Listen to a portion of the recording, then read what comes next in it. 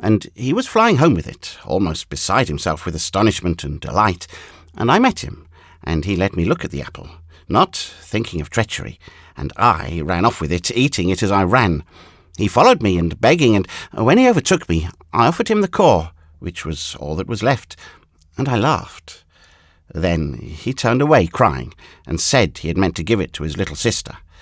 That smote me, for she was slowly getting well of a sickness, and it would have been a proud moment for him to see her joy and surprise and have her caresses.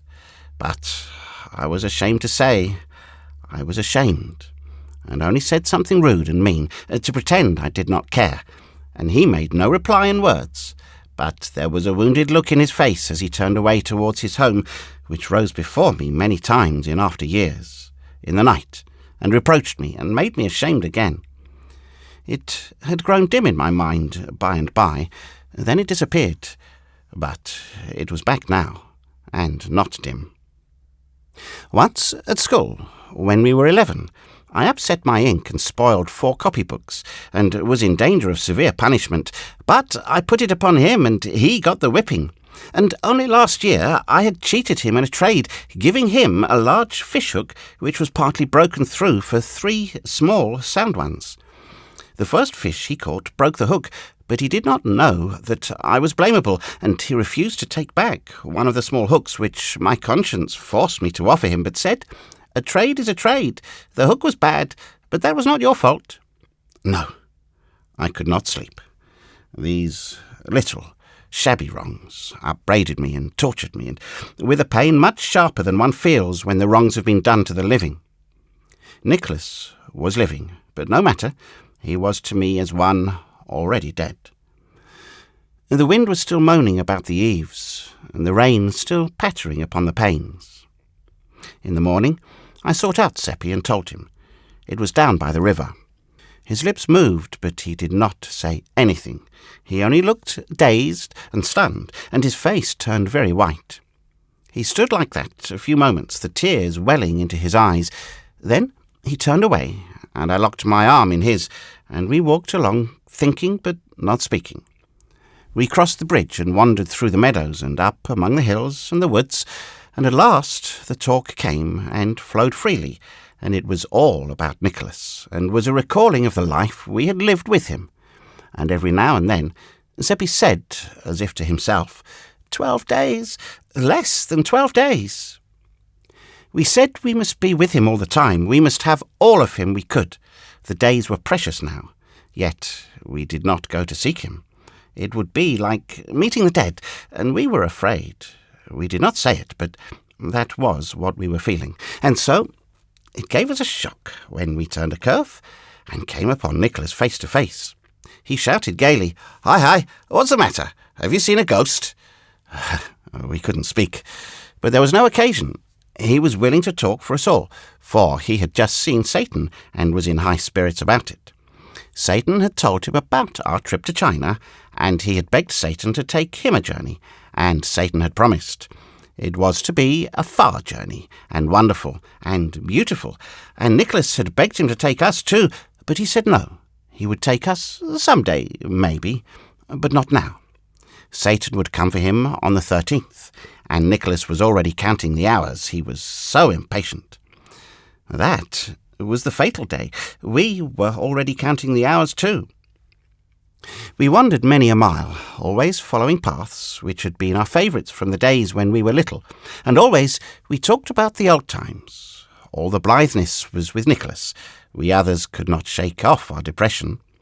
Our tone toward Nicholas was so strangely gentle and tender and yearning that he noticed it and was pleased, and we were constantly doing him deferential little offices of courtesy and saying, "Oh, wait, let me do that for you." And that pleased him too. I gave him 7 fishhooks, all I had, and made him take them, and Seppi gave him his new knife and a humming-top painted red and yellow, atonements for swindles practised upon him formerly, as I learned later, and probably no longer remembered by Nicholas now. These things touched him, and he could not have believed that we loved him so, and his pride in it, and gratefulness for it, cut us to the heart. We were so undeserving of them. When we parted at last, he was radiant and said he had never had such a happy day. As we walked along homeward, Seppi said, "We always prized him, but never so much as now when we're going to lose him." Next day, and every day, we spent all of our spare time with Nicholas, and also added to it time which we and he stole from work and other duties, and this cost the three of us some sharp scoldings and some threats of punishment. Every morning, two of us woke with a start and a shudder, saying as the days flew along, "Only 10 days left, only 9 days left, only 8, only 7. Always it was narrowing. Always Nicholas was gay and happy, and always puzzled because we were not. He wore his invention to the bone, trying to invent ways to cheer us up, but it was only a hollow success. He could see that our jollity had no heart in it, and that the laughs we broke into came up against some obstruction or other, and suffered damage and decayed into a sigh. He tried to find out what the matter was, so that he could help us out of our trouble or make it lighter by sharing it with us. So we had to tell many lies to deceive him and appease him. But the most distressing thing of all was that he was always making plans, and often they went beyond the 13th. Whenever that happened, it made us groan in spirit. All his mind was fixed upon finding some way to conquer our depression and cheer us up, and at last, when he had but 3 days to live, he fell upon the right idea and was jubilant over it. A boys and girls frolic and dance in the woods up there where we first met Satan, and this was to occur on the 14th. It was ghastly, for that was his funeral day. We couldn't venture to protest. It would only have brought a why, which we could not answer. He wanted us to help him invite his guests, and we did. One can refuse nothing to a dying friend. But it was dreadful, for really we were inviting them to his funeral. It was an awful 11 days, and yet, with a lifetime stretching back between today and then, they are still a grateful memory to me, and beautiful. In effect, they were days of companionship with one's sacred dead, and I have known no comradeship that was so close or so precious. We clung to the hours and the minutes, counting them as they wasted away, and parting with them with that pain and bereavement which a miser feels who sees his hoard filched from him, coin by robbers, and is helpless to prevent it. When the evening of the last day came, we stayed out too long. Seppi and I were in fault for that. We could not bear to part with Nicholas, so it was very late when we left him at his door. We lingered near a while, listening, and that happened which we were fearing. His father gave him the promised punishment, and we heard his shrieks. But we listened only a moment, then hurried away, remorseful for this thing which we had caused, and sorry for the father too, our thought being, if he only knew, if he only knew. In the morning, Nicholas did not meet us at the appointed place, so we went to his home to see what the matter was. His mother said, "His father is out of all patience with his goings-on, and will not have any more of it. Half the time, when Nick is needed, he is not to be found. Then it turns out he's been gadding around with you two. His father gave him a flogging last night. It always grieved me before, and many's the time I've begged him off and saved him. But this time he appealed to me in vain, for I was out of patience myself." "I wish you had saved him just this one time," I said, my voice trembling a little. "It would ease a pain in your heart to remember it some day." She was ironing at the time, and her back was partly toward me. She turned about with a startled or wondering look in her face, and said, "What do you mean by that?" I was not prepared, and didn't know anything to say, so it was awkward, for she kept looking at me. But Seppi was alert, and spoke up. "Why, of course, it would be pleasant to remember, for the very reason we were out so late was that Nicholas got to telling how good you are to him, and how he never got whipped when you were by to save him, and he was so full of it, and we were so full of the interest of it, that none of us noticed how late it was getting." "Did he say that? Did he?" And she put her apron to her eyes. "You can ask Theodore. He'll tell you the same." "It is a dear good lad, my Nick," she said. "I am so sorry I let him get whipped. I will never do it again. To think, all the time I was sitting here last night, fretting and angry at him, and he was loving me and praising me and Dear, dear, if we could only know, then we shouldn't ever go wrong. But we're only poor, dumb beasts groping around and making mistakes. I shan't ever think of last night without a pang." She was like all the rest. It seemed as if nobody could open a mouth in these wretched days without saying something that made us shiver.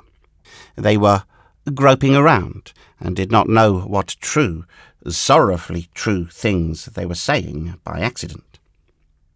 Seppi asked if Nicholas might go out with us. "I'm sorry," she answered, "but he can't. To punish him further, his father doesn't allow him to go out of the house today." We had a great hope. I saw it in Seppi's eyes. We thought, if he cannot leave the house, he cannot be drowned. Seppi asked, to make sure, "Must he stay in all day or only the morning?" "All day. It's such a pity too. It's a beautiful day, and he's so unused to being shut up. But he is busy planning his party, and maybe that is company for him. I do hope he isn't too lonesome." Seppi saw that in her eye which emboldened him to ask if we might go up and help him pass his time. "And welcome," she said, right heartily. "And now I call that real friendship, when you might be abroad in the fields and woods having a happy time. You are good boys, I'll allow that, though you don't always find satisfactory ways of improving it. Take these cakes for yourselves and give him this one from his mother." The first thing we noticed when we entered Nicholas's room was the time, 9:45. Could that be correct? Only such a few minutes to live. I felt a contraction at my heart. Nicholas jumped up and gave us a glad welcome. He was in good spirits over his plannings for his party and had not been lonesome. "Sit down," he said, "and look at what I've been doing. And I've finished a kite that you will say is a beauty. It's drying in the kitchen. I'll fetch it."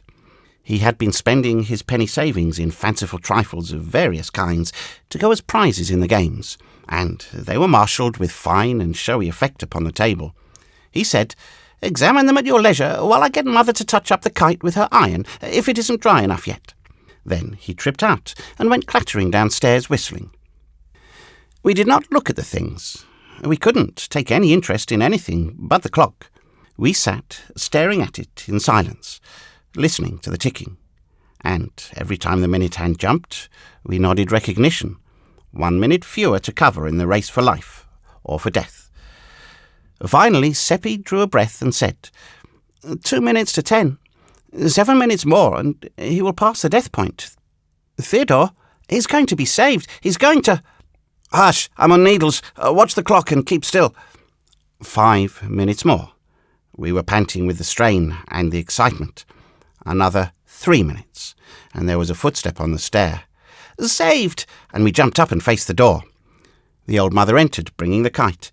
"Isn't it a beauty?" she said. "And dear me, how he's slaved over it ever since daylight, I think, and only finished it a while before you came." She stood it against the wall and stepped back to take a view of it. "He drew the pictures his own self, and I think they're very good.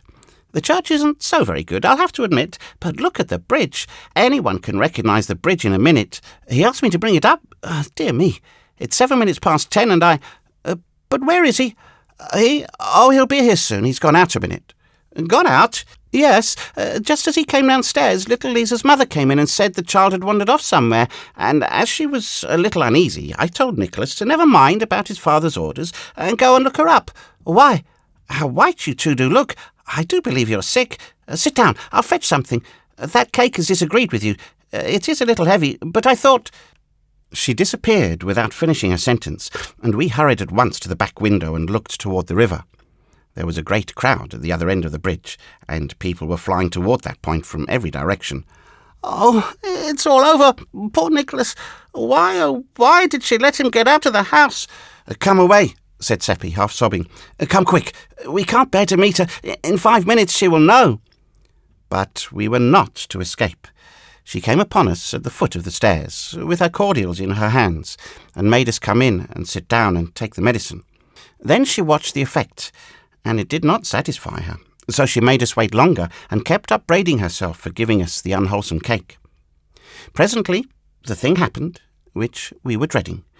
There was a sound of tramping and scraping outside, and a crowd came solemnly in, with heads uncovered, and laid the 2 drowned bodies on the bed. "Oh, my God!" That poor mother cried out and fell on her knees and put her arms about the dead boy and began to cover the wet face with kisses. "Oh, it was I that sent him, and I have been his death. If I had obeyed and kept him in the house, this would not have happened, and I am rightly punished. I was cruel to him last night, and him begging me, his own mother, to be his friend." And so she went on, and all the women cried and pitied her, and tried to comfort her, but she could not forgive herself, and could not be comforted, and kept on saying if she had not sent him out, he would be alive and well now, and she was the cause of his death. It shows how foolish people are when they blame themselves for anything they have done. Satan knows, and he said nothing happens that your first act hasn't arranged to happen and made inevitable. And so, of your own motion, you can't ever alter the scheme or do a thing that will break a link. Next, we heard screams, and Frau Brandt came wildly ploughing and plunging through the crowd with her dress in disorder and her hair flying loose, and flung herself upon her dead child with moans and kisses and pleadings and endearments, and by she rose up almost exhausted with her outpourings of passionate emotion, and clenched her fist and lifted it toward the sky, and her tear-drenched face grew hard and resentful, and she said, "For nearly 2 weeks I have had dreams and presentiments and warnings that death was going to strike what was most precious to me, and day and night and day I have grovelled in the dirt before him, praying him to have pity on my innocent child and save it from harm, and here is his answer." Why, he had saved it from harm, but she did not know. She wiped the tears from her eyes and cheeks, and stood a while gazing down at the child and caressing its face and its hair with her hands. Then she spoke again in that bitter tone. "But in his hard heart is no compassion. I will never pray again." She gathered her dead child to her bosom and strode away, the crowd falling back to let her pass, and smitten dumb by the awful words they had heard. Ah, that poor woman! It is as Satan said. We do not know good fortune from bad, and are always mistaking the one for the other. Many a time since I have heard people pray to God to spare the life of sick persons, but I have never done it. Both funerals took place at the same time in our little church next day. Everybody was there, including the party guests. Satan was there too, which was proper, for it was on account of his efforts that the funerals had happened. Nicholas had departed this life without absolution, and a collection was taken up for masses to get him out of purgatory. Only 2/3 of the required money was gathered, and the parents were going to try to borrow the rest, but Satan furnished it. He told us privately that there was no purgatory, but he had contributed in order that Nicholas's parents and their friends might be saved from worry and distress. We thought it very good of him, but he said money did not cost him anything. At the graveyard, the body of little Lisa was seized for debt by a carpenter to whom the mother owed 50 groschen for work done the year before. She had never been able to pay this, and was not able now. The carpenter took the corpse home and kept it 4 days in his cellar, the mother weeping and imploring about his house all the time. Then he buried it in his brother's cattle yard without religious ceremonies. It drove the mother wild with grief and shame, and she forsook her work and went daily about the town, cursing the carpenter and blaspheming the laws of the emperor and the church, and it was pitiful to see. Seppi asked Satan to interfere, but he said the carpenter and the rest were members of the human race, and were acting quite neatly for that species of animal. He would interfere if he found a horse acting in such a way, and we must inform him when he came across that kind of horse doing that kind of human thing, so that he could stop it. We believed this was sarcasm, for of course there wasn't any such horse. But after a few days we found that we could not abide that poor woman's distress, so we begged Satan to examine her several possible careers, and see if he could not change her to the prophet to a new one. He said the longest of her careers, as they now stood, gave her 42 years to live, and her shortest one 29, and that both were charged with grief and hunger and cold and pain. The only improvement he could make would be to enable her to skip a certain 3 minutes from now, and he asked us if he should do it. There was such a short time to decide in that we went to pieces with nervous excitement, and before we could pull ourselves together and ask for particulars, he said the time would be up in a few more seconds. So then we gasped out, "Do it!" "It is done," he said. "She was going around a corner. I have turned her back. It has changed her career." "Then what will happen, Satan?" "It is happening now. She is having words with Fisher the weaver. In his anger, Fisher will straightway do what he would not have done but for this accident. He was present when she stood over her child's body and uttered those blasphemies. What will he do? He is doing it now, betraying her. In 3 days she will go to the stake." We could not speak. We were frozen with horror, for if we had not meddled with her career, she would have been spared this awful fate. Satan noticed these thoughts and said, "What you are thinking is strictly human-like, that is to say foolish. The woman is advantaged. Die when she might, she would go to heaven. By this prompt death she gets 29 years more of heaven than she is entitled to, and escapes 29 years of misery here." A moment before, we were bitterly making up our minds that we would ask no more favours of Satan for friends of ours, for he did not seem to know any way to do a person a kindness but by killing him. But the whole aspect of the case was changed now, and we were glad of what we had done and full of happiness in the thought of it. After a little, I began to feel troubled about Fisher and asked timidly, "Does this episode change Fisher's life scheme, Satan?" "Change it? Why, certainly, and radically. If he had not met Frau Brandt a while ago, he would die next year, 34 years of age. Now he will live to be 90, and have a pretty prosperous and comfortable life of it, as human lives go."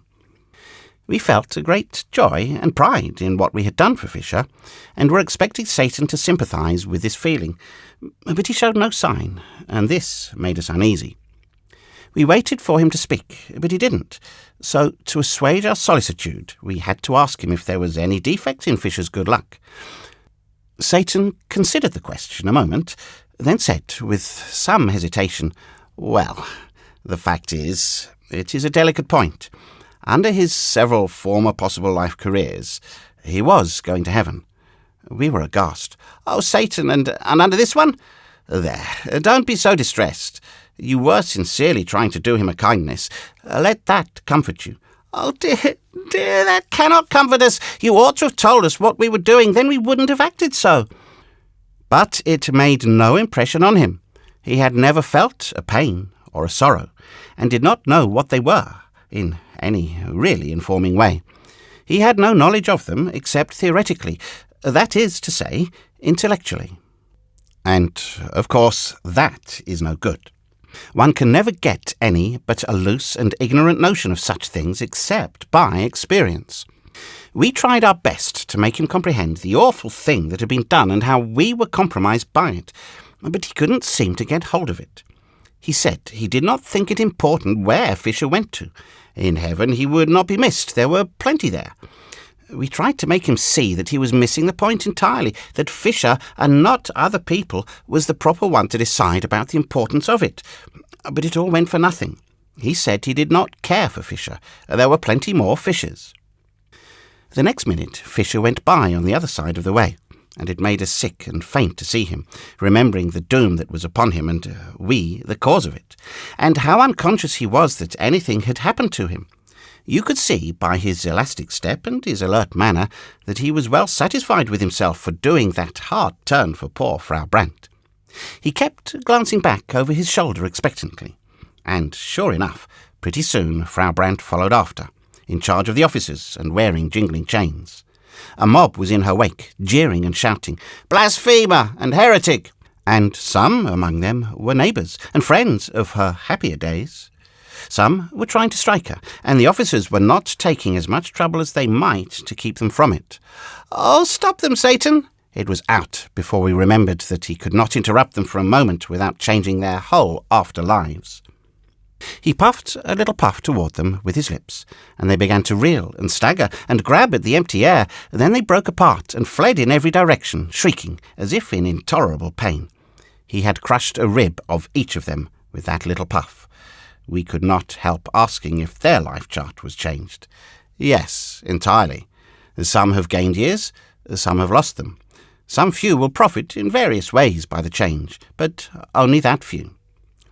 We did not ask if we had brought poor Fisher's luck to any of them. We did not wish to know. We fully believed in Satan's desire to do us kindnesses, but we were losing confidence in his judgment. It was at this time that our growing anxiety to have him look over our life charts and suggest improvements began to fade out and give place to other interests. For a day or two, the whole village was a chattering turmoil over Frau Brand's case and over the mysterious calamity that had overtaken the mob, and at her trial the place was crowded. She was easily convicted of her blasphemies, for she uttered those terrible words again and said she would not take them back.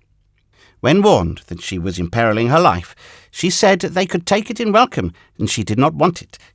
She would rather live with the professional devils in her perdition than with these imitators in the village. They accused her of breaking all those ribs by witchcraft, and asked her if she was not a witch. She answered scornfully, "No, if I had that power, would any of you holy hypocrites be alive 5 minutes? No, I would strike you all dead. Pronounce your sentence and let me go. I am tired of your society." So they found her guilty, and she was excommunicated and cut off from the joys of heaven and doomed to the fires of hell. Then she was clothed in a coarse robe and delivered to the secular arm and conducted to the marketplace, the bell solemnly tolling the while. We saw her chained to the stake, and saw the first film of blue smoke rise on the still air.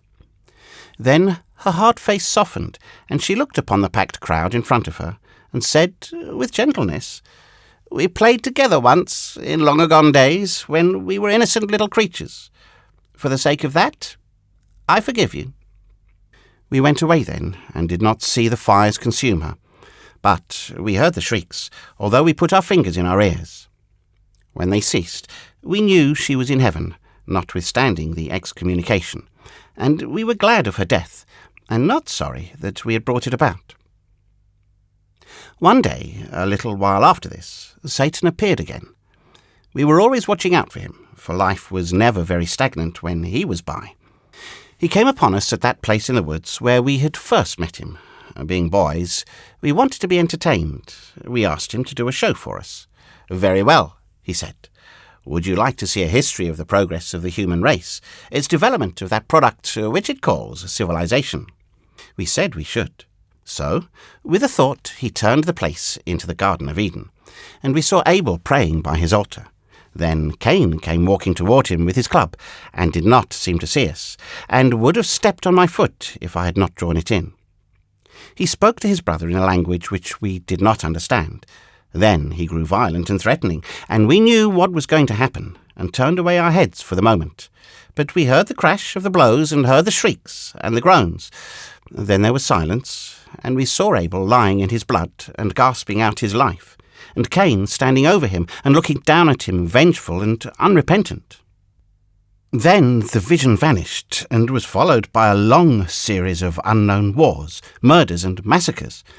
Next we had the flood, and the ark tossing around in the stormy waters, with lofty mountains in the distance, showing veiled and dim through the rain. Satan said, "The progress of your race was not satisfactory. It is to have another chance now." The scene changed, and we saw Noah overcome with wine.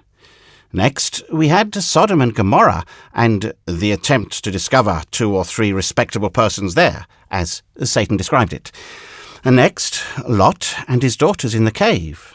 And next came the Hebraic Wars, and we saw the victors massacre the survivors and their cattle, and save the young girls alive and distribute them around. Next we had Jael, and saw her slip into the tent and drive the nail into the temple of her sleeping guest. And we were so close that when the blood gushed out, it trickled in a little red stream to our feet, and we could have stained our hands in it if we had wanted to. Next, we had Egyptian wars, Greek wars, Roman wars, hideous drenchings of the earth with blood, and we saw the treacheries of the Romans towards the Carthaginians, and the sickening spectacle of the massacre of those brave people. Also, we saw Caesar invade Britain. Not that those barbarians had done him any harm, but because he wanted their land, and desired to confer the blessings of civilization upon their widows and orphans, as Satan explained. Next, Christianity was born. Then ages of Europe passed in review before us, and we saw Christianity and civilization march hand in hand through those ages, leaving famine and death and desolation in their wake, and other signs of the progress of the human race, as Satan observed. And always we had wars, and more wars, and still other wars, all over Europe, all over the world. Sometimes in the private interest of royal families, Satan said, sometimes to crush a weak nation, but never a war started by the aggressor for any clean purpose. There is no such war in the history of the race. Now, said Satan, you have seen your progress down to the present, and you must confess that it is wonderful in its way. We must now exhibit the future. He showed us slaughters, and more terrible in their destruction of life, more devastating in their engines of war than any we had seen. You perceive, he said, that you have made continual progress. Cain did his murder with a club. The Hebrews did their murders with javelins and swords. The Greeks and Romans added protective armour and the fine arts of military organisation and generalship. The Christian has added guns and gunpowder. A few centuries from now, he will have so greatly improved the deadly effectiveness of his weapons of slaughter that all men will confess that without Christian civilization, war must have remained a poor and trifling thing to the end of time. Then he began to laugh in the most unfeeling way and make fun of the human race, although he knew that what he'd been saying shamed us and wounded us. No one but an angel could have acted so. But suffering is nothing to them. They do not know what it is, except by hearsay. More than once, Seppi and I had tried, in a humble and diffident way, to convert him, and as he had remained silent, we had taken his silence as a sort of encouragement. Necessarily, then, this talk of his was a disappointment to us, for it showed that we had made no deep impression upon him. The thought made us sad, and we knew then how the missionary must feel when he has been cherishing a glad hope and has seen it blighted. We kept our grief to ourselves, knowing that this was not the time to continue our work. Satan laughed his unkind laugh to a finish. Then he said, It is a remarkable progress. In 5,000 or 6,000 years, 5 or 6 high civilizations have risen, flourished, commanded the wonder of the world, then faded out and disappeared, and not one of them, except the latest, ever invented any sweeping and adequate way to kill people. They all did their best, to kill being the chiefest ambition of the human race, and the earliest incident in its history. But only the Christian civilization has scored a triumph to be proud of. 2 or 3 centuries from now, it will be recognized that all the combatant killers are Christians. Then the pagan world will go to school to the Christian, not to acquire his religion, but his guns. The Turk and the Chinaman will buy those to kill missionaries and converts with. By this time his theatre was at work again, and before our eyes nation after nation drifted by. During 2 or 3 centuries, a mighty procession, an endless procession, raging, struggling, wallowing through seas of blood, smothered in battle smoke, through which the flags glinted and red jets from the cannon darted. And always we heard the thunder of guns and the cries of the dying. And what does it amount to? Said Satan with his evil chuckle. Nothing at all. You gain nothing. You always come out where you went in. For 1,000,000 years, the race has gone on monotonously propagating itself, and monotonously reperforming this dull nonsense. To what end? No wisdom can guess. Who gets a profit out of it? Nobody, but a parcel of usurping little monarchs and nobilities who despise you, would feel defiled if you touched them, would shut the door in your face if you proposed to call, whom you slave for, fight for, die for, and are not ashamed of it, but proud, whose existence is a perpetual insult to you, and you are afraid to resent it, who are mendicants supported by your alms, yet assume toward you the airs of benefactor toward beggar, who address you in the language of master to slave, and are answered in the language of slave to master, who are worshipped by you with your mouth, while in your heart, if you have one, you despise yourselves for it. The first man was a hypocrite and a coward, qualities which have not yet failed in his line. It is the foundation upon which all civilizations have been built. Drink to their perpetuation. Drink to their augmentation. Drink to—" Then he saw by our faces how much we were hurt, and he cut his sentence short and stopped chuckling, and his manner changed. He said gently, "No, we will drink one another's health, and let civilization go. The wine which has flown to our hands out of space by desire is earthly, and good enough for that other toast. But throw away the glasses. We will drink this one in wine which has not visited this world before." We obeyed, and reached up and received the new cups as they descended. They were shapely and beautiful goblets, but they were not made of any material that we were acquainted with. They seemed to be in motion. They seemed to be alive, and certainly the colours in them were in motion.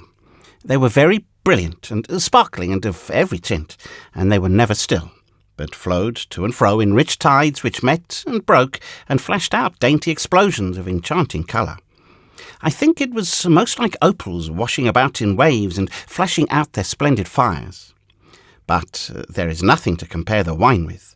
We drank it, and felt a strange and bewitching ecstasy as of heaven go stealing through us, and Seppi's eyes filled, and he said, worshippingly, "We shall be there some day, and then—" He glanced furtively at Satan, and I think he hoped Satan would say, "Yes, you will be there some day." But Satan seemed to be thinking about something else, and said nothing. This made me feel ghastly, for I knew he had heard. Nothing, spoken or unspoken, ever escaped him.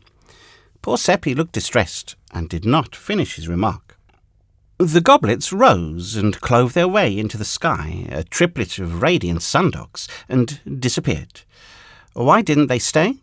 It seemed a bad sign, and depressed me. Should I ever see mine again? Would Seppi ever see his? Chapter 9. It was wonderful, the mastery Satan had over time and distance. For him, they did not exist. He called them human inventions, and said they were artificialities. We often went to the most distant parts of the globe with him, and stayed weeks and months, and yet were gone only a fraction of a second, as a rule. You could prove it by the clock. One day, when our people were in such awful distress because the Witch Commission were afraid to proceed against the astrologer and Father Peter's household, or against any, indeed, but the poor and the friendless, they lost patience and took to witch-hunting on their own score, and began to chase a born lady who was known to have the habit of curing people by devilish arts, such as bathing them, washing them, and nourishing them instead of bleeding them and purging them through the ministrations of a barber surgeon in the proper way. She came flying down with the howling and cursing mob after her, and tried to take refuge in houses, but the doors were shut in her face.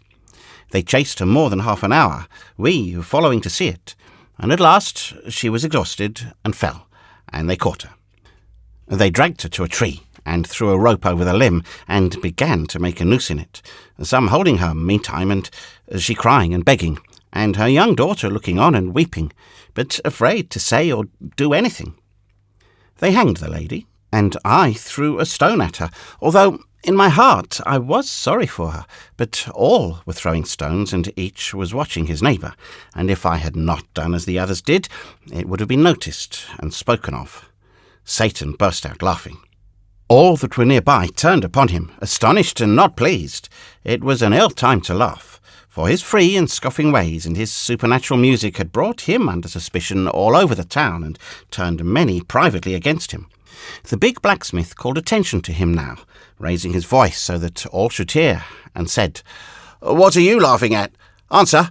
Moreover, please explain to the company why you threw no stone." "Are you sure I did not throw a stone?" "Yes, you needn't try to get out of it. I had my eye on you." "And I noticed you," shouted two others. "Three witnesses," said Satan. Muller the blacksmith, Klein the butcher's man, Pfeiffer the weaver's journeyman. 3 very ordinary liars. "Are there any more?" "Never mind whether there are others or not, and never mind about what you consider us. 3's enough to settle your matter for you. You'll prove that you threw a stone, or it shall go hard with you." "That's so," shouted the crowd, and surged up as closely as they could to the centre of interest. "And first, you will answer that other question," cried the blacksmith, pleased with himself for being mouthpiece to the public and hero of the occasion. "What are you laughing at?" Satan smiled and answered pleasantly, "To see 3 cowards stoning a dying lady when they were so near death themselves." You could see the superstitious crowd shrink and catch their breath under the sudden shock. The blacksmith, with a show of bravado, said, "Pooh, what do you know about it?" "I? Everything. By profession, I am a fortune-teller, and I read the hands of you 3 and some others when you lifted them to stone the woman. One of you will die tomorrow week. Another of you will die tonight. The third has but 5 minutes to live, and yonder is the clock." It made a sensation. The faces of the crowd blanched and turned mechanically toward the clock. The butcher and the weaver seemed smitten with an illness, but the blacksmith braced up and said, with spirit, "It is not long to wait for prediction number 1. If it fails, young master, you will not live a whole minute after. I promise you that." No one said anything. All watched the clock in a deep stillness, which was impressive. When 4.5 minutes were gone, the blacksmith gave a sudden gasp and clapped his hands upon his heart, saying, "Give me breath, give me room," and began to sink down. Crowd searched back, no one offering to support him, and he fell lumbering to the ground and was dead. The people stared at him, then at Satan, then at one another, and their lips moved, but no words came. Then Satan said, "3 saw that I threw no stone. Perhaps there are others. Let them speak." It struck a kind of panic into them, and although no one answered him, many began to violently accuse one another, saying, "You said he didn't throw," and getting for reply, "It is a lie, and I'll make you eat it." And so in a moment they were in a raging and noisy turmoil, and beating and banging one another, and in the midst was the only indifferent one, the dead lady hanging from her rope, her troubles forgotten, her spirit at peace.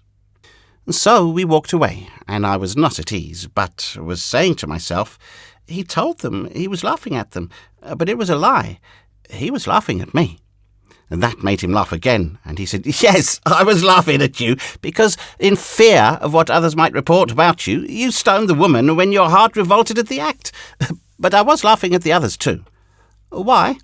"Because their case was yours." "How is that?" "Well, there were 68 people there, and 62 of them had no more desire to throw a stone than you had."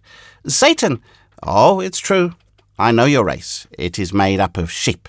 It is governed by minorities, seldom or never by majorities. It suppresses its feelings and its beliefs and follows the handful that make the most noise. Sometimes the noisy handful is right, sometimes wrong, but no matter, the crowd follows it.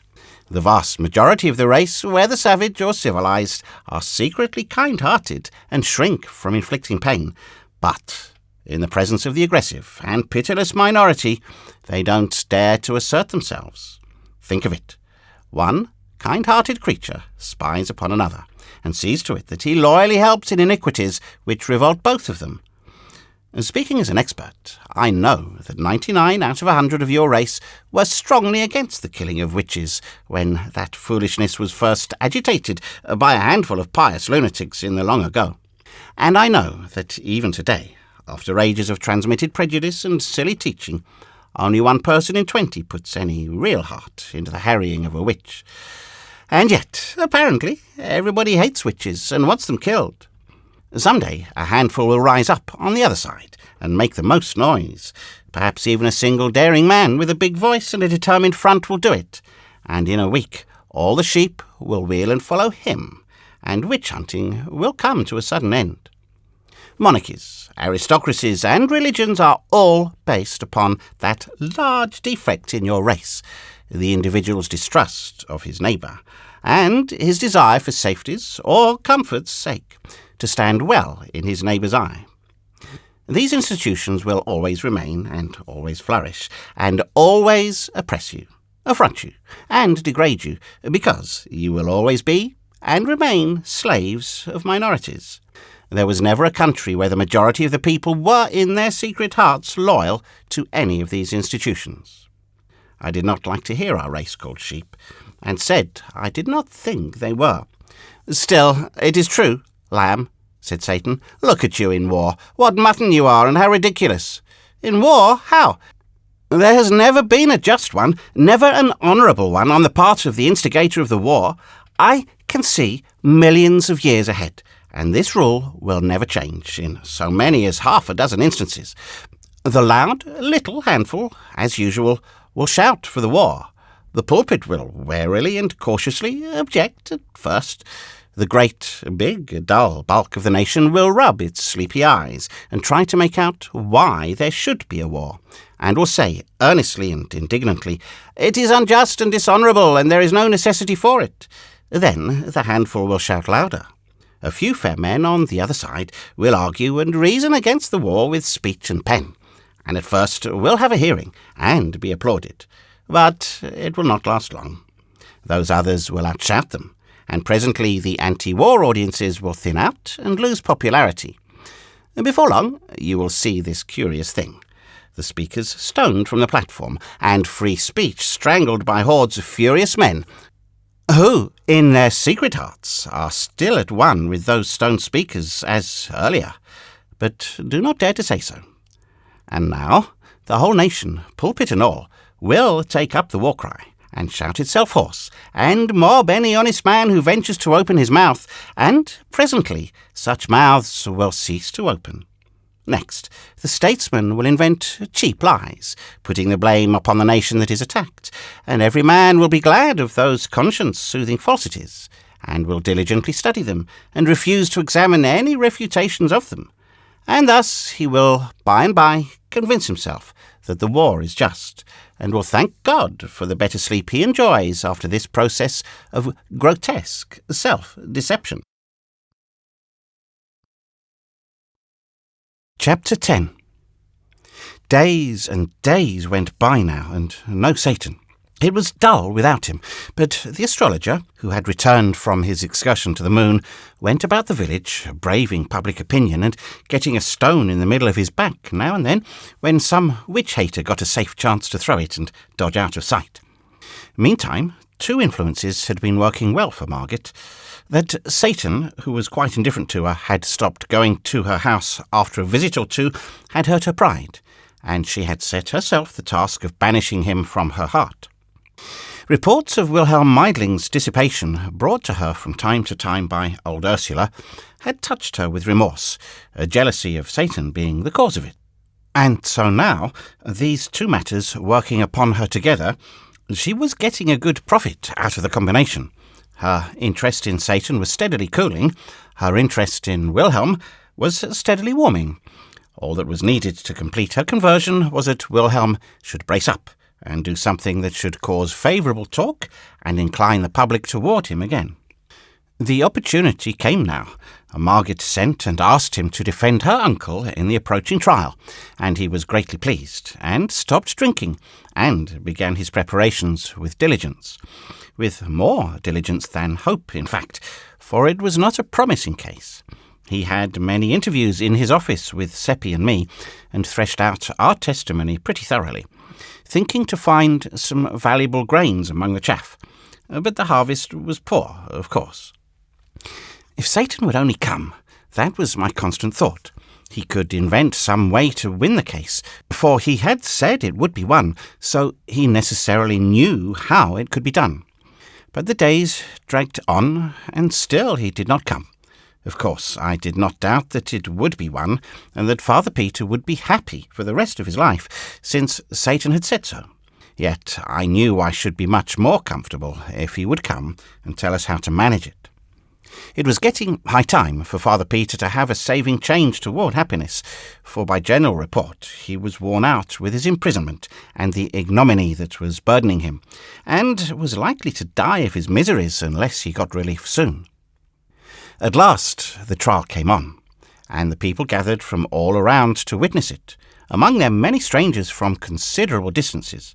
Yes, everybody was there, except the accused. He was too feeble in body for the strain. But Margaret was present, and keeping up her hope and her spirit the best she could. The money was present too. It was emptied on the table, and was handled and caressed and examined by such as were privileged. The astrologer was put in the witness box. He had on his best hat and robe for the occasion. Question: You claim that this money is yours? Answer: I do. How did you come by it? I found the bag in the road when I was returning from a journey. When? More than 2 years ago. What did you do with it?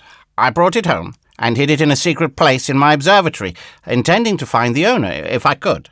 You endeavoured to find him? I made diligent inquiry during several months, but nothing came of it. And then?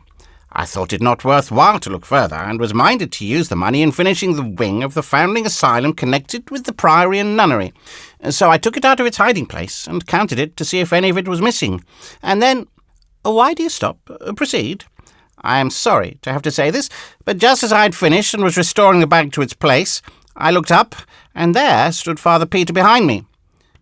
Several murmured, "That looks bad," but others answered, "Ah, but he is such a liar." That made you uneasy? No, I thought nothing of it at the time, for Father Peter often came to me unannounced to ask for a little help in his need. Margaret blushed crimson at hearing her uncle falsely and impudently charged with begging, especially from one he had always denounced as a fraud, and was going to speak, but remembered herself in time and held her peace. Proceed. In the end, I was afraid to contribute the money to the foundling asylum, but elected to wait yet another year and continue my inquiries. When I heard of Father Peter's find, I was glad, and no suspicion entered my mind. When I came home a day or two later and discovered that my own money was gone, I still did not suspect until 3 circumstances connected with Father Peter's good fortune struck me as being singular coincidences. Pray, name them. Father Peter had found his money in a path. I had found mine in a road. Father Peter's find consisted exclusively of gold ducats. Mine also. Father Peter found 1,107 ducats. I, exactly the same. This closed his evidence, and certainly it made a strong impression on the house. One could see that. Wilhelm Meidling asked him some questions, then called us boys, and we told our tale. It made the people laugh, and we were ashamed. We were feeling pretty badly anyhow, because Wilhelm was hopeless, and showed it. He was doing as well as he could, poor young fellow, but nothing was in his favour, and such sympathy as there was now plainly not with his client. It might be difficult for court and people to believe the astrologer's story, considering his character, but it was almost impossible to believe Father Peter's. We were already feeling badly enough, but when the astrologer's lawyer said he believed he would not ask us any questions, for our story was a little delicate, and it would be cruel for him to put any strain upon it, everybody tittered, and it was almost more than we could bear. Then he made a sarcastic little speech, and got so much fun out of our tale, and it seemed so ridiculous and childish and every way impossible and foolish, that it made everybody laugh till the tears came. And at last Margaret could not keep up her courage any longer, but broke down and cried, and I was so sorry for her. Now, I noticed something that braced me up. It was Satan standing alongside of Wilhelm, and there was such a contrast.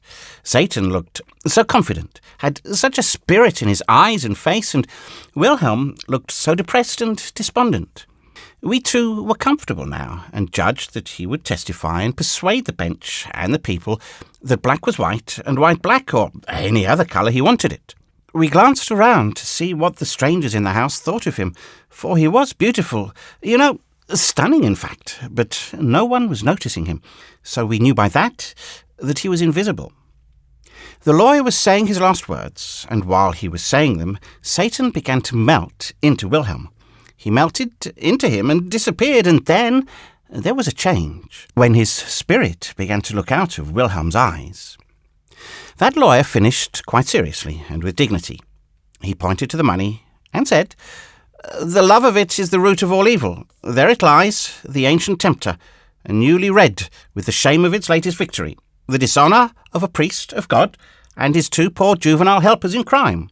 If it could but speak, let us hope that it would be constrained to confess that of all its conquests, this was the basest and the most pathetic."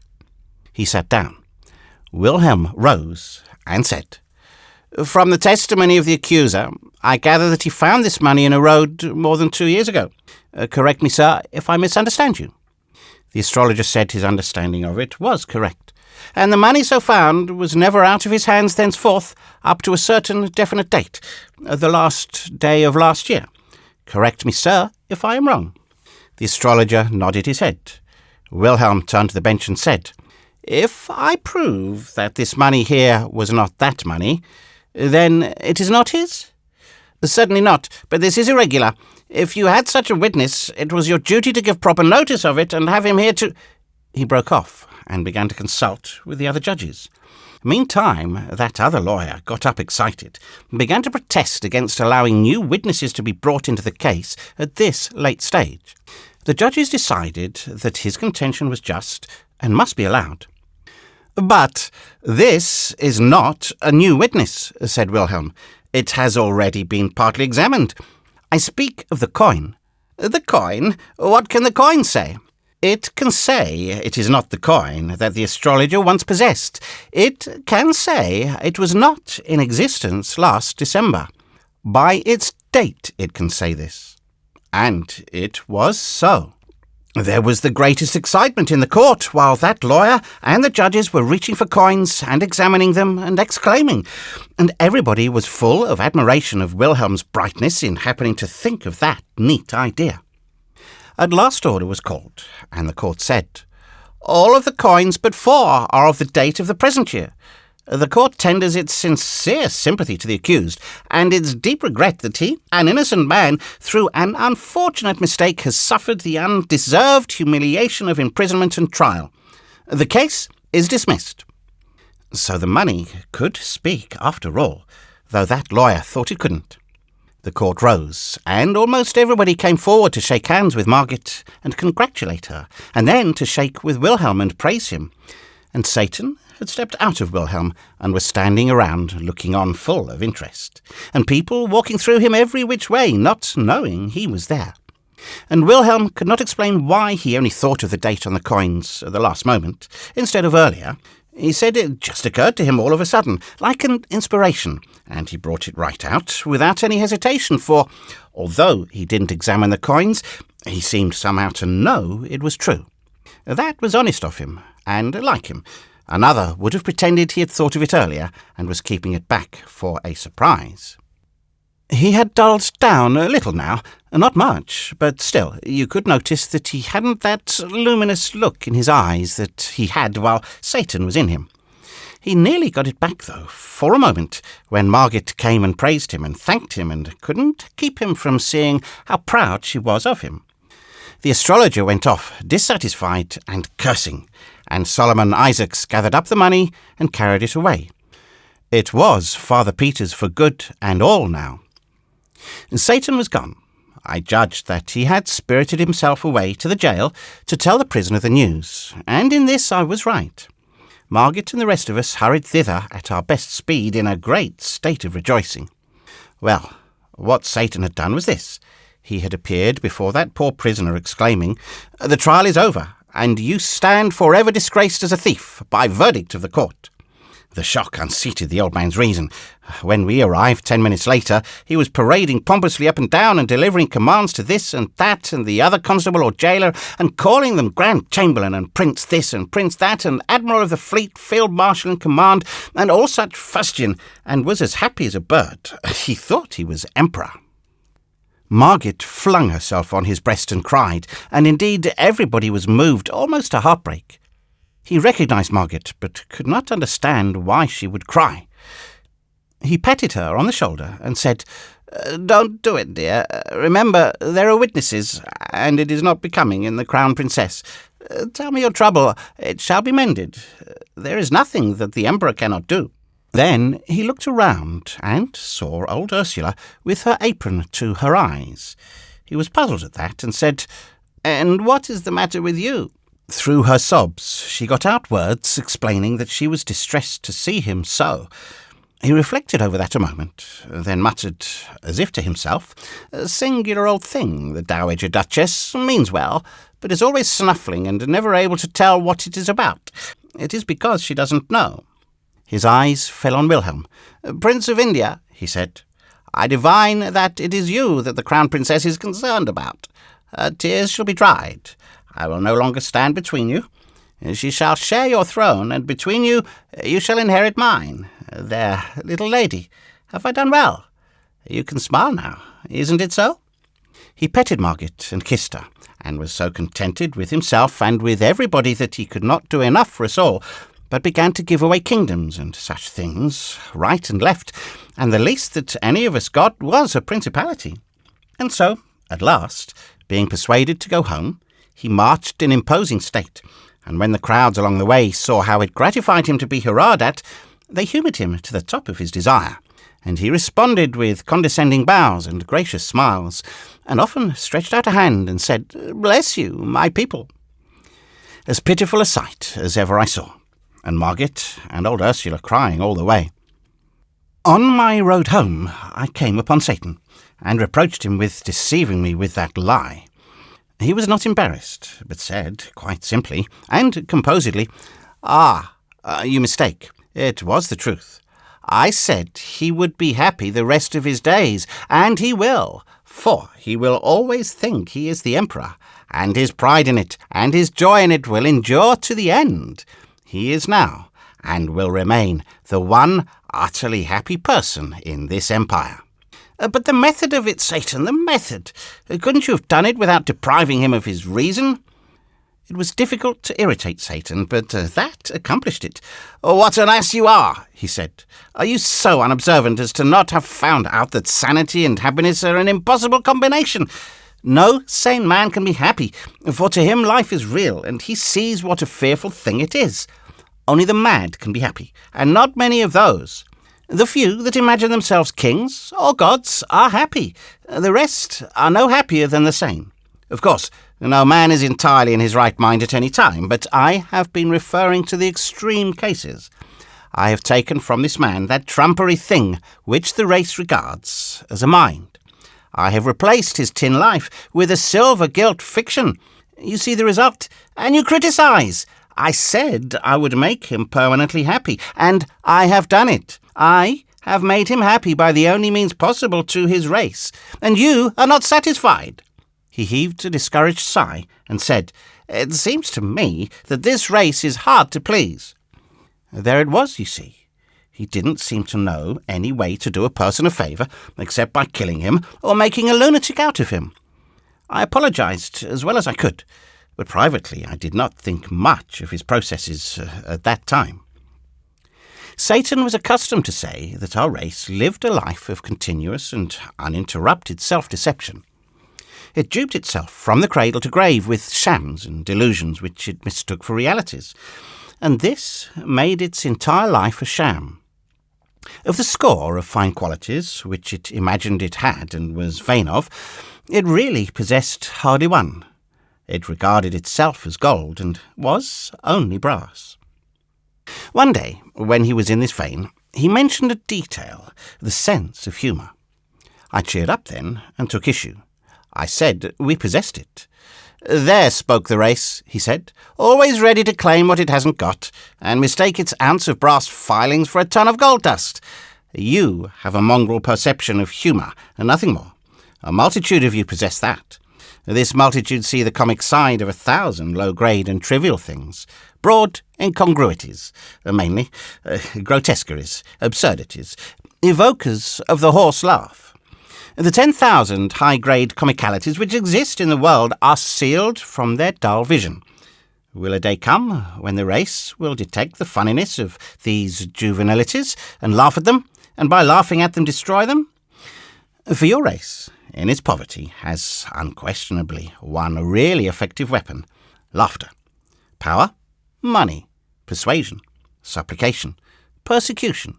These can lift at a colossal humbug, push it a little, weaken it a little, century by century. But only laughter can blow it to rags and atoms at a blast. Against the assault of laughter nothing can stand. You are always fussing and fighting with your other weapons. Do you ever use that one? No. You leave it lying rusting. As a race, do you ever use it at all? No. You lack sense and the courage. We were travelling at the time and stopped at a little city in India and looked on while a juggler did his tricks before a group of natives. They were wonderful, but I knew Satan could beat that game, and I begged him to show off a little, and he said he would. He changed himself into a native in turban and breechcloth, and very considerately conferred on me a temporary knowledge of the language. The juggler exhibited a seed, covered it with earth in a small flower pot, then put a rag over the pot. After a minute, the rag began to rise. In 10 minutes, it had risen a foot. Then the rag was removed, and a little tree was exposed, with leaves upon it and ripe fruit. We ate the fruit, and it was good. But Satan said, "Why do you cover the pot? Can't you grow the tree in sunlight?" "No," said the juggler. "No one can do that." "You are only an apprentice. You don't know your trade. Give me the seed. I will show you." He took the seed and said, "What shall I raise from it?" "It is a cherry seed. Of course, you will raise a cherry." "Oh, no, that is a trifle. Any novice can do that." "Shall I raise an orange tree from it?" "Oh, yes." And the juggler laughed. "And shall I make it bear other fruits as well as oranges?" "If God wills." And they all laughed. Satan put the seed in the ground, put a handful of dust on it, and said, "Rise." A tiny stem shot up and began to grow, and grew so fast that in 5 minutes it was a great tree, and we were sitting in the shade of it.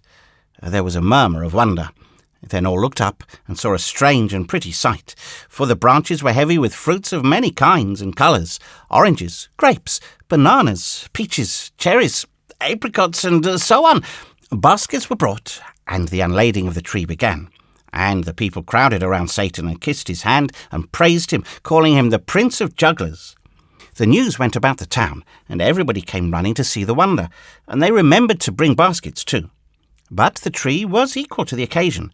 It put out new fruits as fast as they were removed.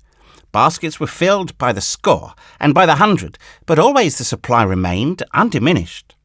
At last, a foreigner in white linen and sun helmet arrived, and exclaimed angrily, "Away from here! Clear out, you dogs! The tree is on my lands and is my property." The natives put down their baskets and made humble obeisance. Satan made humble obeisance too, with his fingers to his forehead in the native way, and said, "Please let them have the pleasure for an hour, sir, only that, no longer.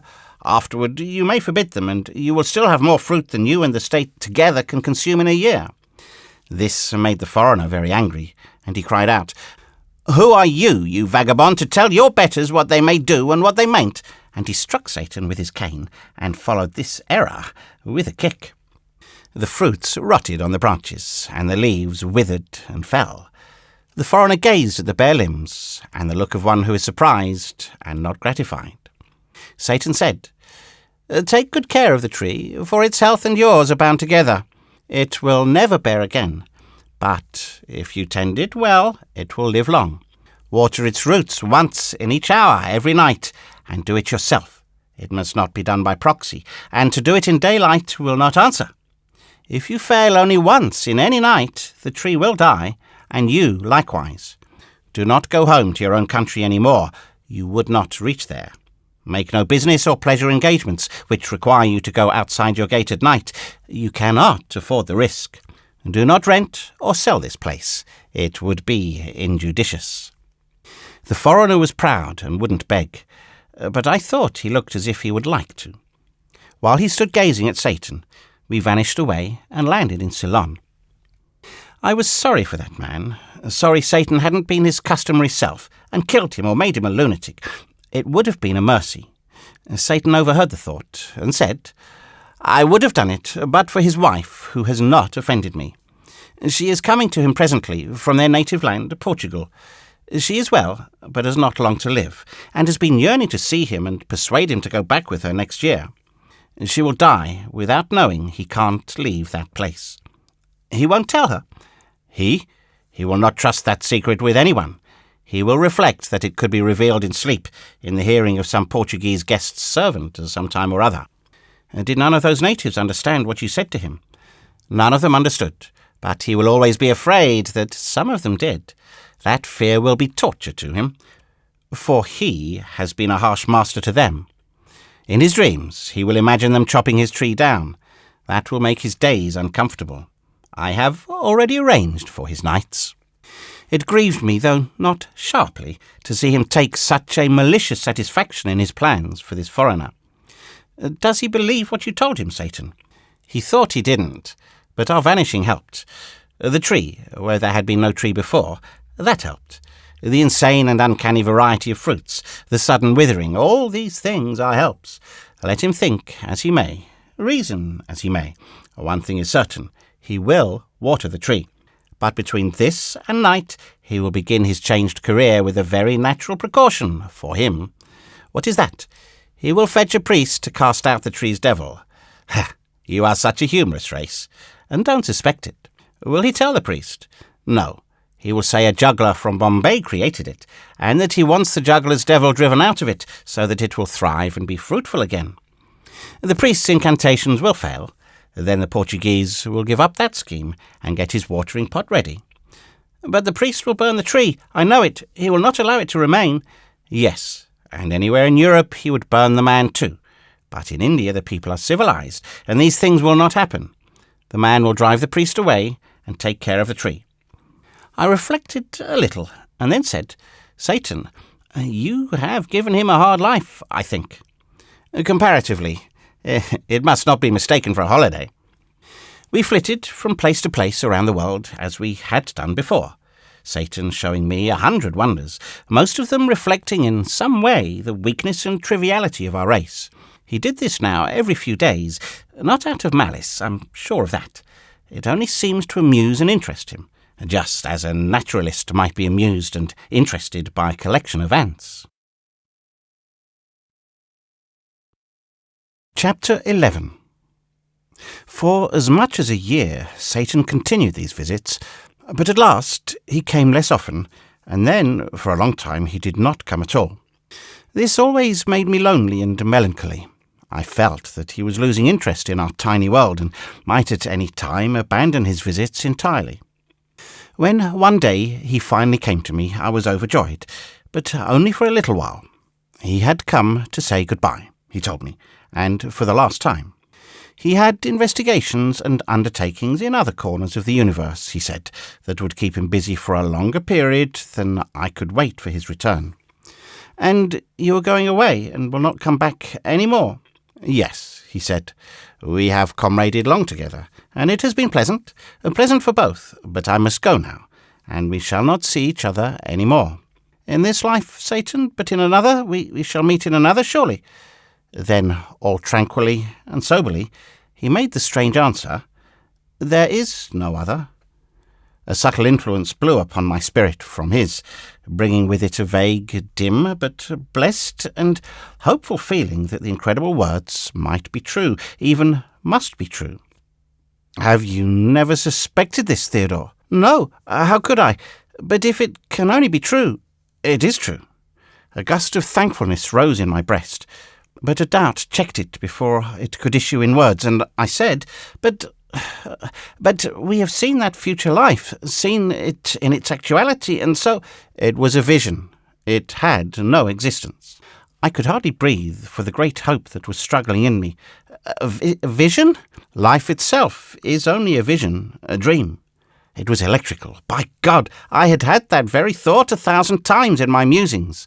Nothing exists. All is a dream. God, man, the world, the sun, the moon, the wilderness of stars, a dream.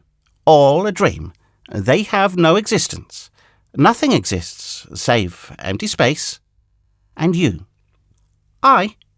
And you are not you. You have no body, no blood, no bones. You are but a thought. I myself have no existence. I am but a dream, your dream, creature of your imagination. In a moment you will have realized this. Then you will banish me from your visions, and I shall dissolve into the nothingness out of which you made me. I am perishing already. I am failing. I am passing away. In a little while you will be alone in shoreless space, to wander its limitless solitudes without friend or comrade forever, for you will remain a thought, the only existent thought, and by your nature inextinguishable, indestructible. But I, your poor servant, have revealed you to yourself and set you free. Dream other dreams, and better. Strange that you should not have suspected years ago, centuries, ages, eons ago, for you have existed, companionless through all the eternities. Strange, indeed, that you should not have suspected that your universe and its contents were only dreams, visions, fiction. Strange, because they are so frankly and hysterically insane, like all dreams. A God who could make good children as easily as bad, yet preferred to make bad ones, who could have made every one of them happy, yet never made a single happy one, who made them prize their bitter life, yet stingily cut it short, who gave his angels eternal happiness unearned, yet required his other children to earn it, who gave his angels painless lives, yet cursed his other children with biting miseries and maladies of mind and body, who mouths justice and invented hell, mouths mercy and invented hell, mouths golden rules and forgiveness multiplied by 70 times 7, and invented hell, who mouths morals to other people, and has none himself, who frowns upon crimes, yet commits them all, who created man without invitation, then tries to shuffle the responsibility for man's acts upon man, instead of honourably placing it where it belongs, upon himself, and finally, with altogether divine obtuseness, invites this poor, abused slave to worship him. You perceive now that these things are all impossible, except in a dream. You perceive that they are pure and puerile insanities, the silly creations of an imagination that is not conscious of its freaks. In a word, that they are a dream, and you the maker of it. The dream marks are all present. You should have recognized them earlier. It is true, that which I have revealed to you. There is no God, no universe, no human race, no earthly life, no heaven, no hell. It is all a dream, a grotesque and foolish dream. Nothing exists but you, and you but a thought, a vagrant thought, a useless thought, a homeless thought, wandering forlorn among the empty eternities. He vanished and left me appalled, for I knew and realized that all he had said was true. A fable. Once upon a time, an artist who had painted a small and very beautiful picture placed it so that he could see it in the mirror. He said, "This doubles the distance and softens it, and it is twice as lovely as it was before." The animals out in the woods heard of this through the house-cat, who was greatly admired by them because he was so learned, and so refined and civilized, and so polite and high-bred, and could tell them so much which they didn't know before, and were not certain about afterward. They were much excited about this new piece of gossip, and they asked questions so as to get at a full understanding of it. They asked what a picture was, and the cat explained. "It is a flat thing," he said, "wonderfully flat, marvellously flat, enchantingly flat, and elegant, and, oh, so beautiful." That excited them almost to a frenzy, and they said they would give the world to see it. Then the bear asked, "What is it that makes it so beautiful?" "It is the looks of it," said the cat. This filled them with admiration and uncertainty, and they were more excited than ever. And then the cow asked, "What is a mirror?" "It is a hole in the wall," said the cat. "You look in it, and there you see the picture, and it is so dainty and charming and ethereal and inspiring in its unimaginable beauty that your head turns round, and you almost swoon with ecstasy." The ass had not said anything as yet. He now began to throw doubts. He said there had never been anything as beautiful as this before, and probably wasn't now. He said that when it took a whole basketful of sesquipedalian adjectives to whoop up a thing of beauty, it was time for suspicion. It was easy to see that these doubts were having an effect upon the animals, so the cat went off offended. The subject was dropped for a couple of days, but in the meantime curiosity was taking a fresh start, and there was a revival of interest perceptible. Then the animals assailed the ass for spoiling what could possibly have been a pleasure to them, on a mere suspicion that the picture was not beautiful, without any evidence that such was the case. The ass was not troubled. He was calm, and said there was one way to find out who was in the right, himself or the cat. He would go and look in that hole, and come back and tell what he found there. The animals felt relieved and grateful, and asked him to go at once, which he did. But he did not know where he ought to stand, and so, through error, he stood between the picture and the mirror. The result was that the picture had no chance, and didn't show up. He returned home and said, "The cat lied. There was nothing in that hole but an ass. There wasn't a sign of a flat thing visible. It was a handsome ass, and friendly, but just an ass, and nothing more." The elephant asked, "Did you see it good and clear? Or were you close to it?" "I saw it good and clear, O Hathi, king of beasts. I was so close that I touched noses with it." "This is very strange," said the elephant. "The cat was always so truthful before, as far as we could make out. Let another witness try. Go, Baloo, look in the hole, and come and report." So the bear went. When he came back, he said, "Both the cat and the ass have lied. There was nothing in the hole but a bear." Great was the surprise and puzzlement of the animals. Each was now anxious to make the test himself and get at the straight truth. The elephant sent them one at a time. First the cow. She found nothing in the hole but a cow. The tiger found nothing in it but a tiger. The lion found nothing in it but a lion. The leopard found nothing in it but a leopard. The camel found a camel, and nothing more. Then Hathi was wroth, and said he would have the truth, if he had to go and fetch it himself. When he returned, he abused his whole subjectory for liars, and was in an unappeasable fury with the moral and mental blindness of the cat. He said that anybody but a near-sighted fool could see that there was nothing in the hole but an elephant. Moral, by the cat: you can find in a text whatever you bring, if you will stand between it and the mirror of your imagination. You may not see your ears, but they will be there. Hunting the deceitful turkey. When I was a boy, my uncle and his big boys hunted with the rifle, the youngest boy Fred and I with a shotgun, a small single-barreled shotgun which was properly suited to our size and strength. It was not much heavier than a broom. We carried it turnabout, half an hour at a time.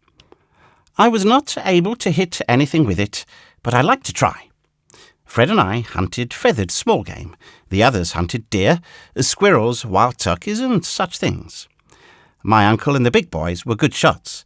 They killed hawks and wild geese and such like on the wing, and they didn't wound or kill squirrels, they stunned them.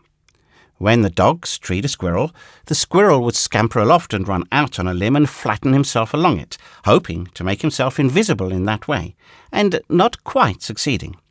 You could see his wee little ears sticking up.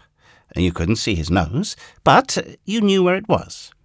Then the hunter, despising a rest for his rifle, stood up and took offhand aim at the limb and sent a bullet into it immediately under the squirrel's nose, and down tumbled the animal, unwounded but unconscious. The dogs gave him a shake, and he was dead. Sometimes, when the distance was great and the wind not accurately allowed for, the bullet would hit the squirrel's head. The dogs could do as they pleased with that one. The hunter's pride was hurt, and he wouldn't allow it to go into the game bag. In the first faint grey of the dawn, the stately wild turkeys would be stalking around in great flocks, and ready to be sociable and answer invitations to come and converse with the other excursionists of their kind. The hunter concealed himself, and imitated the turkey call by sucking the air through the leg bone of a turkey, which had previously answered a call like that, and lived only just long enough to regret it. There is nothing that furnishes a perfect turkey call except that bone. Another of nature's treacheries, you see. She is full of them. Half the time she doesn't know which she likes best, to betray her child or protect it. In the case of the turkey, she is badly mixed. She gives it a bone to be used in getting into trouble, and she also furnishes it with a trick for getting itself out of the trouble again. When a mama turkey answers an invitation and finds she has made a mistake in accepting it, she does as the mama partridge does, remembers a previous engagement, and goes limping and scrambling away, pretending to be very lame, and at the same time she is saying to her not visible children, "Lie low, keep still, don't expose yourselves. I shall be back as soon as I've beguiled this shabby swindler out of the country." When a person is ignorant and confiding, this immoral device can have tiresome results. I followed an ostensibly lame turkey over a considerable part of the United States one morning because I believed in her and could not think she would deceive a mere boy, and one who was trusting her and considering her honest. I had the single-barreled shotgun, but my idea was to catch her alive. I often got within rushing distance of her, and then made my rush. But always, just as I made my final plunge and put my hand down where her back had been, it wasn't there. It was only 2 or 3 inches from there, and I brushed the tail feathers as I landed on my stomach. A very close call, but still not quite close enough. That is, not close enough for success, but just close enough to convince me that I could do it next time. She always waited for me, a little piece away, and let on to be resting and greatly fatigued, which was a lie, but I believed it, for I still thought her honest long after I ought to have begun to doubt her, suspecting that this was no way for a high-minded bird to be acting. I followed and followed and followed, making my periodical rushes and getting up and brushing the dust off and resuming the voyage with patient confidence, indeed, with a confidence which grew, for I could see by the change of climate and vegetation that we were getting up into the high latitudes, and as she always looked a little tireder and a little more discouraged after each rush, I judged that I was safe to win in the end, the competition being purely a matter of staying power, and the advantage lying with me from the start, because she was lame. Along in the afternoon, I began to feel fatigued myself. Neither of us had had any rest since we first started on the excursion, which was upwards of 10 hours before, though latterly we had paused a while after rushes, I letting on to be thinking about something else, but neither of us sincere, and both of us waiting for the other to call game, but in no real hurry about it, for indeed those little evanescent snatches of rest were very grateful to the feelings of us both. It would, naturally, be so, skirmishing along like that ever since dawn, and not a bite in the meantime, at least for me.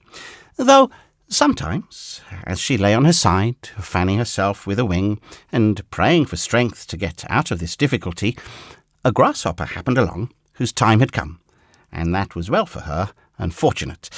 But I had nothing the whole day.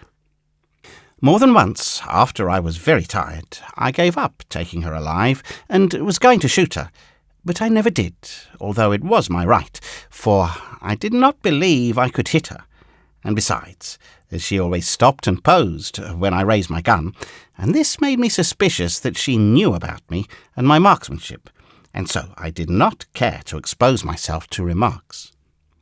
I did not get her at all. When she got tired of the game at last, she rose from almost under my hand and flew aloft with the rush and whir of a shell, and lit on the highest limb of a great tree, and sat down, and crossed her legs, and smiled down at me, and seemed gratified to see me so astonished. I was ashamed, and also lost, and it was while wandering the woods, hunting for myself, that I found a deserted log cabin, and had one of the best meals there that in my life days I have eaten. The weed-grown garden was full of ripe tomatoes, and I ate them ravenously, though I had never liked them before. Not more than 2 or 3 times since have I tasted anything that was so delicious as those tomatoes. I surfeited myself with them, and did not taste another one until I was in middle life. I can eat them now, but I do not like the look of them. I suppose we have all experienced a surfeit at one time or another. Once, in stress of circumstances, I ate part of a barrel of sardines, there being nothing else at hand. But since then, I have always been able to get along without sardines. The McWilliamses and the burglar alarm. The conversation drifted smoothly and pleasantly along from weather to crops, from crops to literature, from literature to scandal, from scandal to religion, then took a random jump and landed on the subject of burglar alarms. And now, for the first time, Mr. McWilliams showed feeling. Whenever I perceive this sign on this man's dial, I comprehend it and lapse into silence and give him opportunity to unload his heart.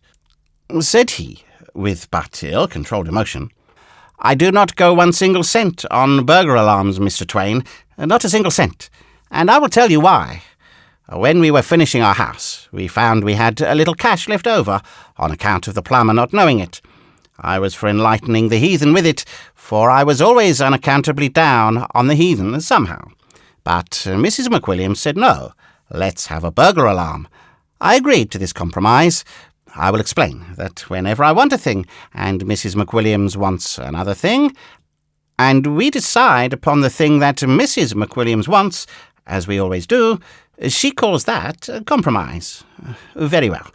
The man came up from New York and put in the alarm, and charged $325 for it, and said we could sleep without uneasiness now. So we did for a while, say a month. Then one night we smelt smoke, and I was advised to get up and see what the matter was. I lit a candle and started toward the stairs, and met a burglar coming out of a room with a basket of tin wire, which he had mistaken for solid silver in the dark. He was smoking a pipe. I said, "My friend, we do not allow smoking in this room." He said he was a stranger and could not be expected to know the rules of the house. Said he had been in many houses just as good as this one, and it had never been objected to before. He added that as far as his experience went, such rules had never been considered to apply to burglars anyway. I said, "Smoke along then, if it is the custom, though I think that the conceding of a privilege to a burglar which is denied to a bishop is a conspicuous sign of the looseness of the times. But waiving all that, what business have you to be entering this house in this furtive and clandestine way without ringing the burglar alarm?" He looked confused and ashamed and said with embarrassment, "I beg 1,000 pardons. I did not know you had a burglar alarm, else I would have rung it. I beg you will not mention it where my parents may hear of it, for they are old and feeble, and such a seemingly wanton breach of the hallowed conventionalities of our Christian civilization might all too rudely sunder the frail bridge which hangs darkling between the pale and evanescent present and the solemn great deeps of the eternities. May I trouble you for a match?" I said, "Your sentiments do you honour, but if you will allow me to say it, metaphor is not your best hold. Spare your thigh. This kind light only on the box, and seldom there, in fact, if my experience may be trusted. But, to return to business, how did you get in here?" "Through a second-story window." "It was even so. I redeemed the tinware at pawnbrokers' rates, less cost of advertising, bade the burglar good night, closed the window after him, and retired to headquarters to report. Next morning we sent for the burglar alarm man, and he came up and explained that the reason the alarm did not go off was that no part of the house but the first floor was attached to the alarm. This was simply idiotic. One might as well have no armour at all in battle as to have it only on his legs. The expert now put the whole second story on the alarm, charged $300 for it, and went his way. By and by, one night, I found a burglar on the third story, about to start down a ladder with a lot of miscellaneous property. My first impulse was to crack his head with a billiard cue, but my second was to refrain from this attention because he was between me and the cue rack. The second impulse was plainly the soundest, so I refrained and proceeded to compromise. I redeemed the property at former rates, after deducting 10% for use of ladder, it being my ladder, and next day we sent down for the expert once more, and had the third story attached to the alarm for $300. By this time the Annunciator had grown to formidable dimensions. It had 47 tags on it, marked with the names of the various rooms and chimneys, and it occupied the space of an ordinary wardrobe. The gong was the size of a washbowl, and was placed above the head of our bed. There was a wire from the house to the coachman's quarters in the stable, and a noble gong alongside his pillow. We should have been comfortable now but for one defect. Every morning at 5, the cook opened the kitchen door in the way of business, and rip went that gong. The first time this happened, I thought the last day was come sure. I didn't think it in bed, no, but out of it. For the first effect of that frightful gong is to hurl you across the house and slam you against the wall, and then you curl up and squirm you like a spider on a stove lid till somebody shuts the kitchen door. In solid fact, there is no clamour that is even remotely comparable to the dire clamour which that gong makes. Well, this catastrophe happened every morning regularly at 5 o'clock, and lost us 3 hours' sleep, for, mind you, when that thing wakes you, it doesn't merely wake you in spots, it wakes you all over, conscience and all, and you are good for 18 hours of wide awakeness subsequently, 18 hours of the very most inconceivable wide awakeness that you ever experienced in your life. A stranger died on our hands one time, and we vacated and left him in our room overnight. Did that stranger wait for the general judgment? No, sir. He got up at 5 the next morning in the most prompt and unostentatious way. I knew he would. I knew it mighty well. He collected his life insurance and lived happily ever after, for there was plenty of proof as to the perfect squareness of his death. Well, we were gradually fading toward a better land on account of the daily loss of sleep, so we finally had the expert up again, and he ran a wire to the outside of the door and placed a switch there, whereby Thomas, the butler, always made one little mistake. He switched the alarm off at night when he went to bed and switched it on again at daybreak in the morning, just in time for the cook to open the kitchen door and enable that gong to slam us across the house, sometimes breaking a window with one or the other of us. At the end of a week, we recognized that this switch business was a delusion and a snare. We also discovered that a band of burglars had been lodging in the house the whole time, not exactly to steal, for there wasn't much left now, but to hide from the police, for they were hot-pressed, and they shrewdly judged that the detectives would never think of a tribe of burglars taking sanctuary in a house notoriously protected by the most imposing and elaborate burglar alarm in America. So sent down for the expert again, and this time he struck a most dazzling idea. He fixed the thing so that opening the kitchen door would take off the alarm. It was a noble idea, and he charged accordingly. But you already foresee the result. I switched on the alarm every night at bedtime, no longer trusting on Thomas's frail memory, and as soon as the lights were out, the burglars walked in at the kitchen door, thus taking the alarm off without waiting for the cook to do it in the morning. You see how aggravatingly we were situated. For months, we couldn't have any company, not a spare bed in the house, all occupied by burglars. Finally, I got up a cure of my own. The expert answered the call and ran another ground wire to the stable and established a switch there, so that the coachman could put on and take off the alarm. That worked first rate, and a season of peace ensued, during which we got to inviting company once more and enjoying life. But by and by, the irrepressible alarm invented a new kink. One winter's night we were flung out of bed by the sudden music of that awful gong, and when we hobbled to the annunciator, turned up the gas and saw the word nursery exposed, Mrs. McWilliams fainted dead away, and I came preciously doing the same thing myself. I seized my shotgun and stood timing the coachman whilst that appalling buzzing went on. I knew that his gong had flung him out too, and that he would be along with his gun as soon as he could jump into his clothes. When I judged that the time was ripe, I crept into the room next to the nursery, glanced through the window, and saw the dim outline of the coachman in the yard below, standing at present arms and waiting for a chance. Then I hopped into the nursery and fired, and in the same instant the coachman fired at the red flash of my gun. Both of us were successful. I crippled a nurse, and he shot off all my back hair.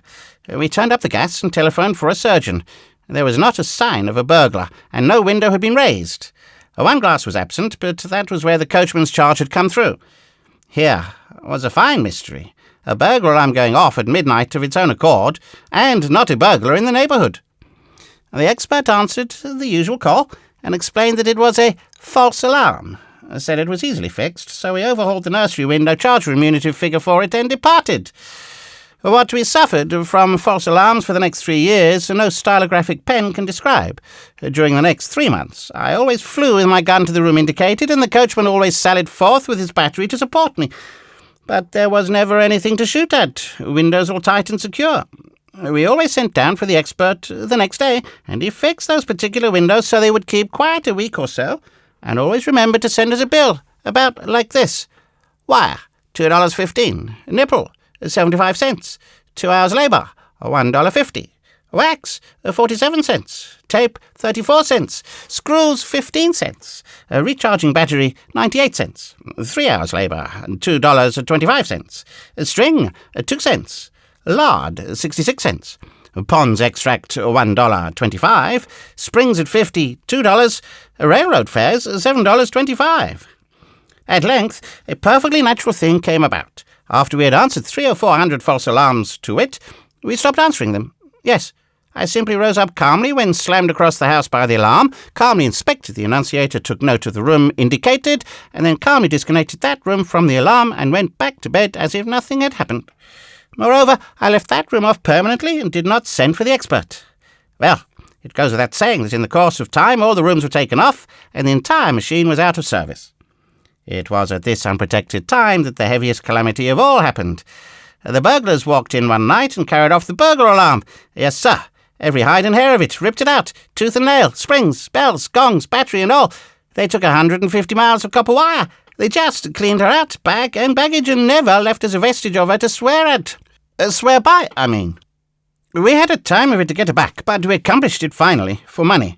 The alarm firm said that what we needed now was to have her put it right, with their new patent springs in the windows to make false alarms impossible, and their new patent clock attached to take off and put on the alarm morning and night without human assistance. That seemed a good scheme. They promised to have the whole thing finished in 10 days. They began work, and we left for the summer. They worked a couple of days, then they left for the summer, after which the burglars moved in and began their summer vacation. When we returned in the fall, the house was as empty as a beer closet in premises, where painters have been at work. We refurnished and then sent down to hurry up the expert. He came up and finished the job and said, "Now this clock is set to put on the alarm every night at 10 and take it off every morning at 5:45. All you got to do is wind her up every week and then leave her alone. She will take care of the alarm herself." After that, we had a most tranquil season during 3 months. The bill was prodigious, of course, and I had said I would not pay it until the new machinery had proved itself to be flawless. The time stipulated was 3 months, so I paid the bill, and the very next day the alarm went to buzzing like 10,000 bee swarms at 10 o'clock in the morning. I turned hands around 12 hours according to instructions, and this took off the alarm. But there was another hitch at night, and I had to set her ahead 12 hours once more to get her to put the alarm on again. That sort of nonsense went on a week or two. Then the experts came up and put in a new clock. He came up every 3 months during the next 3 years and put in a new clock. But it was always a failure.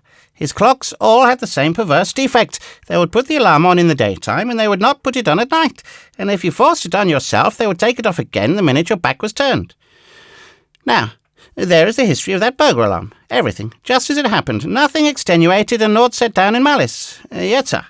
And when I had slept 9 years with burglars and maintained an expensive burglar alarm the whole time, for their protection, not mine, and at my sole cost, for not a damned cent could I ever get them to contribute, I just said to Mrs. McWilliams that I had had enough of that kind of pie. So with her full consent, I took the whole thing out and traded it off for a dog, and shot the dog. I don't know what you think about it, Mr. Twain, but I think these things are made solely in the interests of the burglars. Yes, sir. A burglar alarm combines in its person all that is objectionable about a fire, a riot, and a harem, and at the same time had none of the compensating advantages of one sort or another, that customarily being with that combination. Goodbye. I get off here.